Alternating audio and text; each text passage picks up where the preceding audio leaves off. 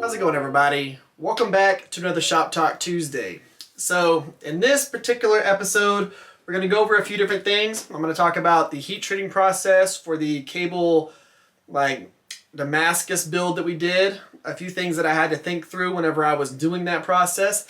Plus, we're going to go ahead and introduce the next Shop Talk Tuesday build series that we're going to be working on, and a couple other projects that I have coming up in the future that I think y'all are going to be interested in. And a few of them I've already talked about, but these are going to be some other projects that I'm going to kind of throw in the mix as well with the other stuff that I'm also going to be working on. So let's talk about the cable Damascus heat treat process thing that I did and what I'm going to change moving forward with stuff like that. So for one, whenever I was doing the heat treat process on that cable Damascus knife, I keep saying Damascus because I know there's somebody that's going to trigger. But with the cable knife, when it boils down to it with the whole Damascus thing, I get it. You know, people are like sticklers to the whole Damascus thing and the fact that nothing nowadays is actual Damascus, and you would have to be doing wood steel and, you know, melting steel down into a crucible and then taking that and forging that into other things. There's all kinds of stuff. Guys, it is what it is. All of us knife makers are pretty much still going to be calling it Damascus because it's a lot easier to say Damascus than it is to say pattern welded steel, pattern layered steel with a pattern on it. It's just a mouthful doing all that crap. Whenever we say Damascus, you understand what the hell we're talking about. So it's a lot easier for us just to say that than throwing out all of the other names in the world to figure out what the hell we're talking about. So, Damascus. Now, when it came down to it, I did a couple of heat treat processes on that particular knife. I started with one that would be closer to like how I would heat treat 1080 to see if it would harden that way. And what I ended up doing was my normalizing cycles. And with that, you know, bringing it up to about 1600 degrees, letting it cool, bringing it up to about 1525 degrees, let it cool, bring it up to about 1450 to 1475 degrees, let it cool, and then go through and heat it back up to 1475 degrees and then quench it.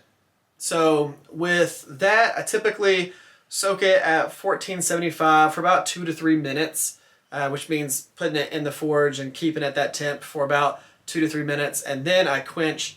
And I used to quench that particular steel in 120 degree peanut oil, but now I do pretty much all of my 10 series steel in Parks 50. So it's something that I changed in my process a little while back, and I've been doing that ever since.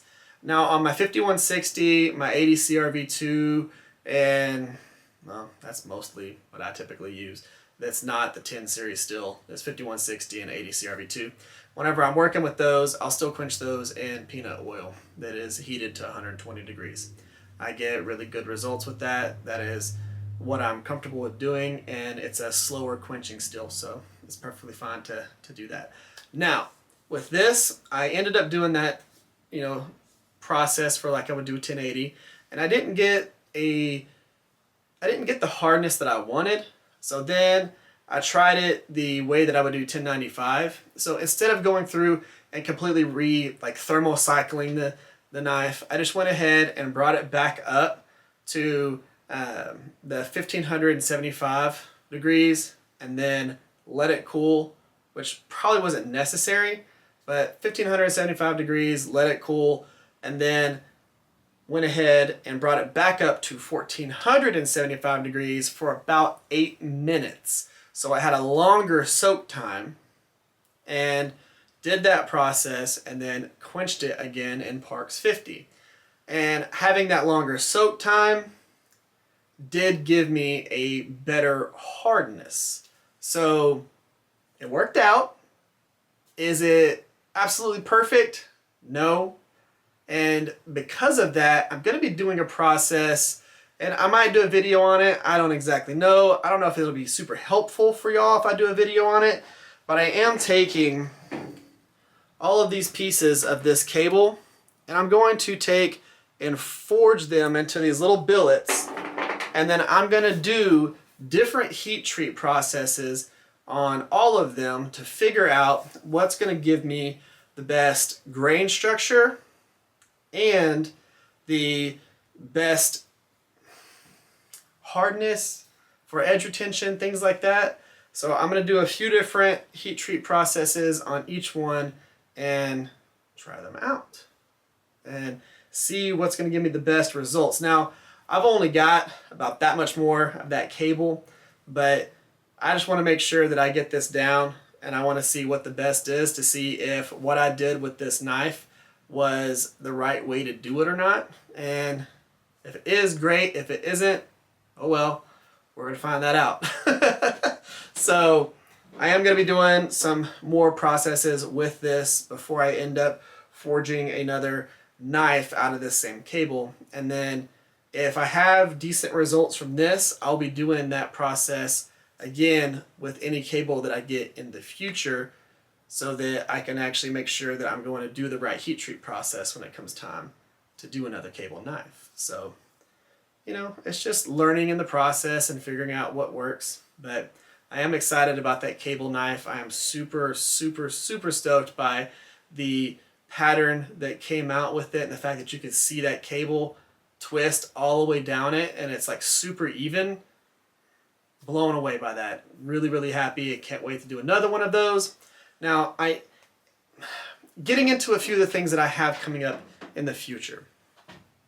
I've got a couple more cable knives that I plan on doing. Got a couple other knives, but I'm gonna go ahead and show you one that I plan on working on and see what y'all think about it. So I'm gonna be doing another Kumai build. Okay, so this is cable Damascus, copper, 15N20, copper, cable Damascus.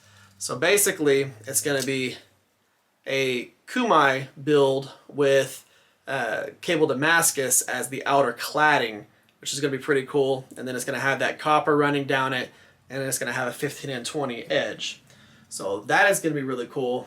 And this will have that same spiral pattern all the way down it, just like the Damascus knife that we just got done doing. So this is going to be a cool build. It's not going to be a huge knife, but it'll be a decent sized knife. I mean, it'll be a full tang knife. It's not going to be some super small one, but I'm excited about this process here because I just want to see something that has that, you know, that aesthetic to it. I want to do more with that cable because it just blew me away by the pattern. And I think having that cable Damascus pattern with the copper and then with the 15N20 polished edge is just going to be super cool looking. So hopefully y'all are excited about that one.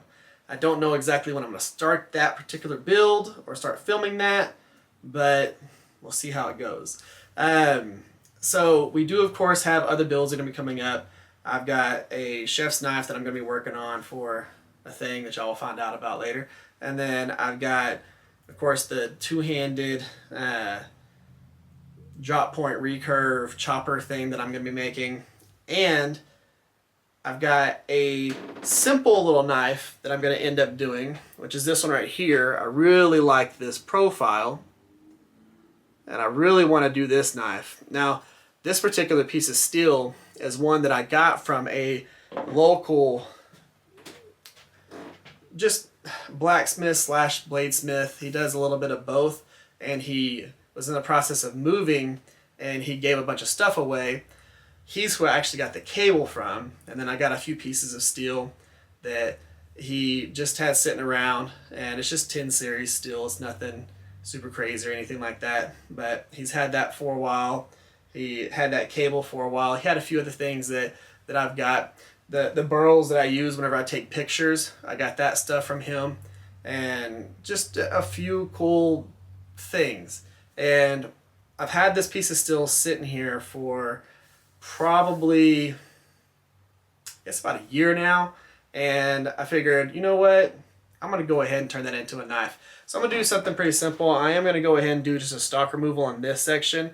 I've got more of it that I'm going to be forging out, but I just want to make a nice, simple knife that doesn't require any forging for someone who needs to see just that aspect of it because they don't have the ability to forge out a knife. So we'll do a pretty simple stock removal knife that'll look super cool in the end, but it won't be something that is necessary to have anvil and hammers and all of that stuff, or the skills that it takes to forge something out. So we've been doing a lot of forged knives lately and not much stock removal at all, so I'll be doing that one to kind of, you know, give the people who do primarily that a little something to watch. So there's that.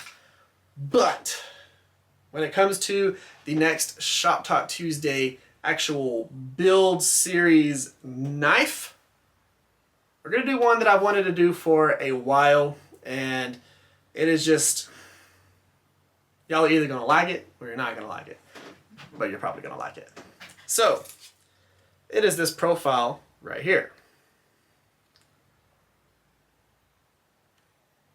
Really cool setup. I really like the way that this is, and I drew this a while back, and I've wanted to do it for a while, and I thought, you know what, it's about time to go ahead and do something like this, and I think that this is unique enough for a Shop Talk Tuesday build series.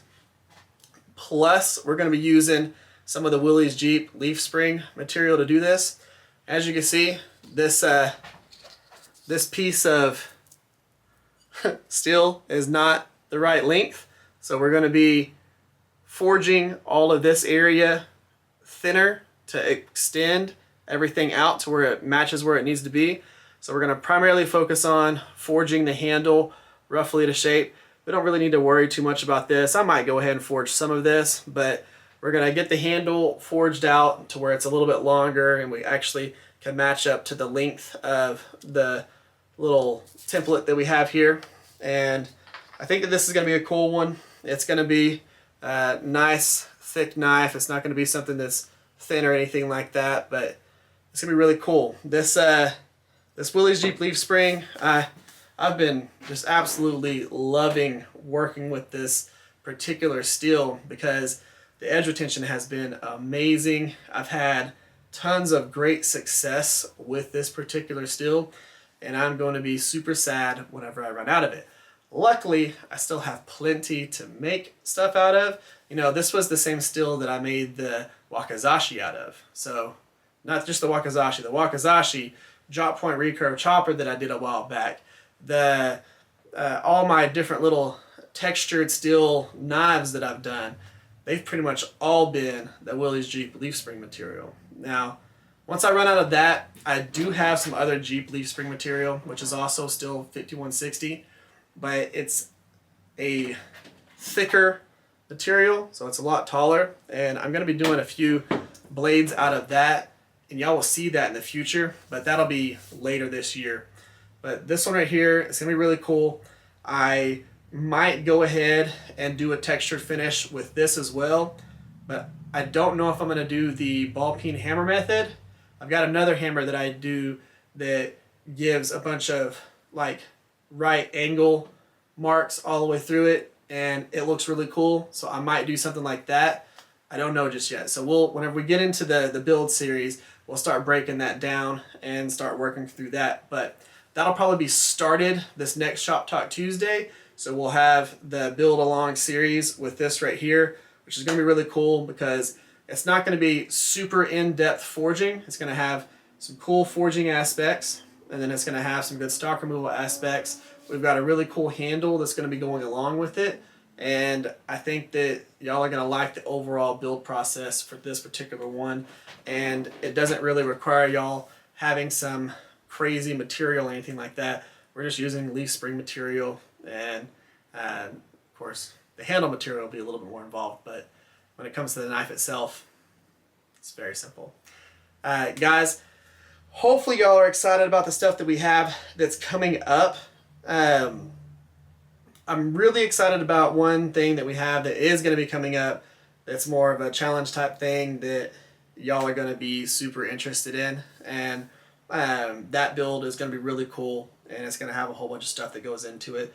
But we've got these other builds that are just going to be awesome. Now, we've got the Kumai that's going to be coming up with the cable and all of that. Then we got the Shop Talk Tuesday build series. We got a nice stock removal build series. We've got the two-handed drop point recurve series that's going to be coming up. Plus, we've got another Damascus build that I'm going to be working on. Plus, depending on how fast we get up to the 50,000 subscribers, we'll be doing a 500 layer count hand-forged Damascus build, which is going to be really cool. So, a lot to go with that. Whenever I do the 500 layer count, I'll probably do something like a I don't know if I'm going to do like a ladder pattern or a raindrop pattern or something like that with it. Might not even need to. It's going to have plenty of pattern in it from forging that many times and folding that many times, but we'll see how that goes. But guys, when it comes to the cable stuff, a lot of that's going to be trial and error. The cable that you work with is going to be different than what other people are probably working with. There's not really much rhyme or reason to the different types of cable. It is just what it is. You try and do what research you can to figure out what works, but typically whenever you're making those cable knives, you're not going to be making the most structurally sound, amazingly hard, super steel knives. It's going to be something that might work out pretty well, or you might just have something that looks cool and makes a nice paperweight. So it's trying to test things and figure things out as you go, do some test heat treats, figure out what gives you your best hardness or what makes something even hard at all, and then going from there. But guys, that is pretty much the end of this video. Hopefully y'all are excited about the next build series that we have coming up for the Shop Talk Tuesday series. If you are, let me know in the comment section if you think this is really cool.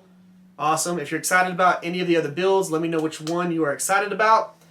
Guys, that's the end of this one. If y'all would, give this video a thumbs up, share this video or one of my other videos. If you haven't yet, make sure you subscribe. Guys, thanks for coming by. Thanks for spending your time with me. Y'all have an amazing day. Y'all stay safe out there. I'll catch y'all next time.